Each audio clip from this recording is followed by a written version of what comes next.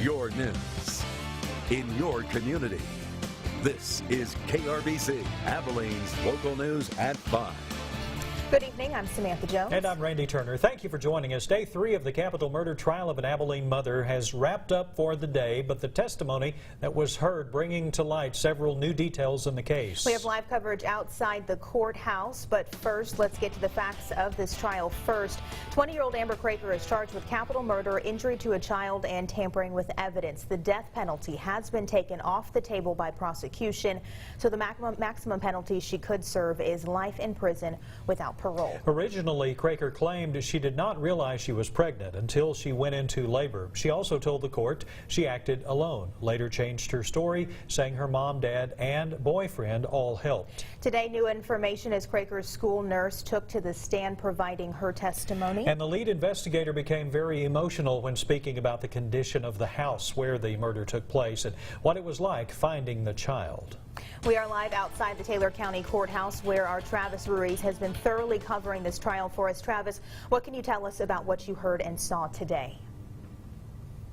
Randy, Sam, good evening. A very emotional day here in the courtroom right behind me here at the Taylor County Courthouse. We heard from 4 different people on the stand today. First, we talked with the school nurse saying that Amber actually admitted that she was pregnant the very month in which she gave birth. This is, of course, contrary to what she told investigators in recorded interviews. Next on the stand, the lead investigator, that's Sean Montgomery.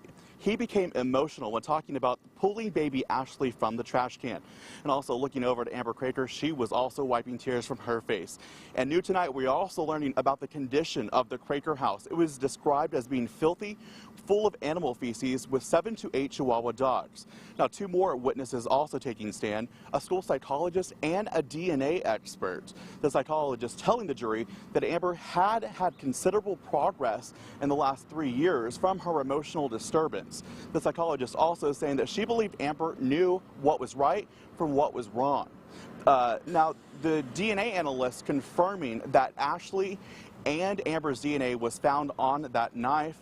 And back here at the Taylor County Courthouse, the jury, will decide, will start deliberating tomorrow following closing arguments. Both sides have agreed to keep it to under an hour. We've been on the story from the very beginning. We'll continue watching it for you until the end. Live from the Taylor County Courthouse, Travis Ruiz, KRBC, Abilene's local news. All right, Travis, thank you very much. As for her alleged accomplice in the murder, Damian Cate, he has been released from jail after bonding out. Cate is also charged with capital murder, injury to a child, and tampering with evidence. His trial date is set to begin next Monday, October 9th. For full details of the testimonies and for continuous updates as the trial does progress, head on over to our website. That is bigcountryhomepage.com. Gun control debates are firing up again in light of the Las Vegas massacre. We are hearing some of those arguments in just a moment and our continuing coverage from Las Vegas. But first, over in the Weather Center, Randy, how are those storms? They were in there earlier today. Are we expecting more rain? Yeah, we are expecting some more shower activity. I mean, it's going to be this evening spotty at best, perhaps a bit more as we get into Saturday. Cold front coming in then. But overall, we're going to keep the rain chances on the low side. Let's see what's out there right now. 3D live radar. Not much showing up right now. I think we've gotten most of what we're going to get from this system. Most of the activity staying just to the north of our viewing area, and it's moving away from our region. A little better view of Texas on satellite and radar.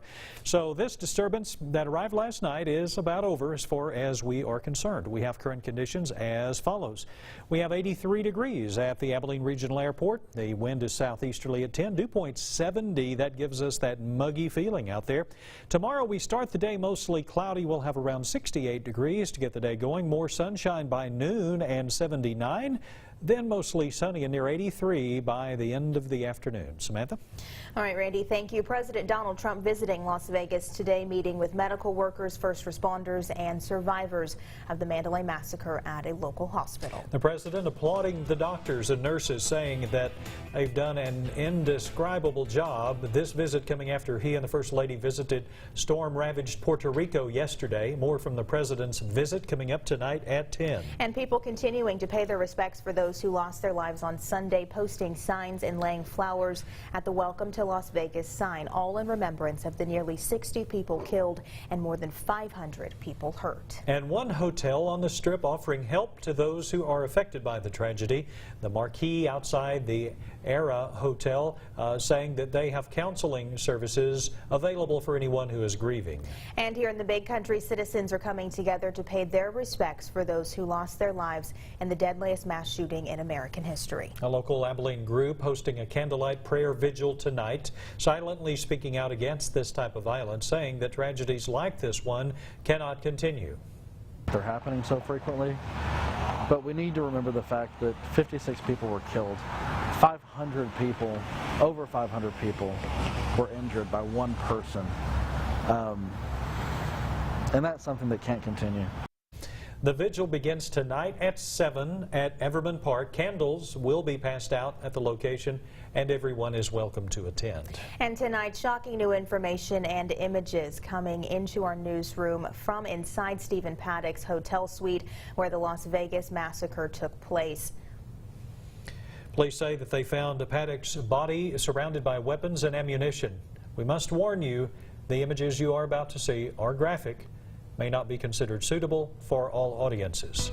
Omar Jimenez is in Las Vegas with more on the investigation. The man behind the massacre in Las Vegas accumulated weapons for more than 20 years. That's according to law enforcement officials. Inside his hotel room, investigators found 23 weapons. Police also say the gunman set up cameras inside and outside the Vegas suite. The fact that he had the type of weaponry and amount of weaponry in that room, it was pre-planned extensively. Investigators say the gunman had at least 19 more weapons and thousands of rounds of ammo at his home. In his car, several pounds of a fertilizer that can be used to make bombs. The world has changed, and you know, who would have ever imagined this situation? I couldn't imagine it. Police are still trying to determine what drove a retired accountant to commit the deadliest shooting in modern American history. For this individual to take it upon himself to create this chaos and harm is unspeakable. As we learn more about the dozens of people who died, we're hearing heroic stories from those who survived. I don't know his name. I can barely remember what he looked like, but he completely covered me. He covered my face. He said, "I've got you." It's just truly incredible. A stranger, you know, jumping over me to protect me. If the guy that helped me is watching, I really just want to tell him how grateful I am for basically saving my life. In Las Vegas, I'm Omar Jimenez reporting. The Las Vegas tragedy sparking heated debate once again over gun laws. Should there or shouldn't there be stricter regulations? And should people be allowed to own semi-automatic weapons or even own weapons at all? Proponents of the Second Amendment saying it's our right to own firearms, others not sharing that same sentiment. And now investigators and the American public are wanting to know what guns the shooter used. Andrew Spencer has the latest on this question. This sign, "Thoughts and prayers are not enough," echoes a sentiment many people have expressed in the wake of the massacre in Las Vegas amid another call for stricter gun control laws. I don't think that the Second Amendment was designed to include weapons of mass destruction for everyday citizens. Several Democratic lawmakers did the same on Tuesday, hoping to get the ball rolling on new legislation. Let's spend a little bit of time this week and next week coming up with some bipartisan solution to this epidemic so that we don't continue to offer what is a quiet endorsement of these continued killings. Investigators are still looking into which guns from Stephen Paddock's arsenal he used in the shootings, but a dozen of them had what are known as bump fire stocks, which allow a semi-automatic weapon to be fired much more rapidly. Bump fire stocks, while simulating automatic fire, do not actually alter the firearm to fire automatically, making them legal under current federal law. Stephen Paddock bought one of his guns, a shotgun, from Dixie Gun Works in St. George, Utah. The store's owner says Paddock passed all the federal regulations and background checks with no problem, and he says there weren't any red flags. But even though he says it's unlikely that shotgun was used in Sunday's shootings, Chris Michaels says he'd still like to know why Stephen Paddock did what he did. I do have that pit. I do have that guilt. I know I'm not at fault, but that doesn't mean that I wouldn't like to have some sort of a closure going. okay, there's the answer that I've been personally looking for. I'm Andrew Spencer reporting. And more coverage from Vegas tonight as the investigation into the deadliest shooting in American history continues. Here's what you can expect to see tonight on NBC Nightly News. Today brings one of the potentially most important investigative developments. Las Vegas police and the FBI are questioning Stephen Paddock's girlfriend, Mary Lou Danley, at the FBI's field office in Las Vegas. She flew into LAX last night from the Philippines, where she's been visiting family. On NBC Nightly News tonight, more about what her sisters say. They believe Paddock sent her away to get her out of the country so he could carry out his shooting attack. Investigators say they found 12 devices called bump stocks in his hotel room, which allow a rifle to be fired like an automatic weapon. Senator Dianne Feinstein has now introduced a bill in Congress to ban them. Pete Williams digging into that for us tonight. We turn now to new information surrounding the investigation into the murder of Ronald Varner that happened in August of 2016. 3 suspects in connection to that crime are now facing new charges. Matthew Struble, Uella Cooper, and Michael Pine were all indicted for aggravated kidnapping and conspiracy to commit aggravated kidnapping in Taylor County last week.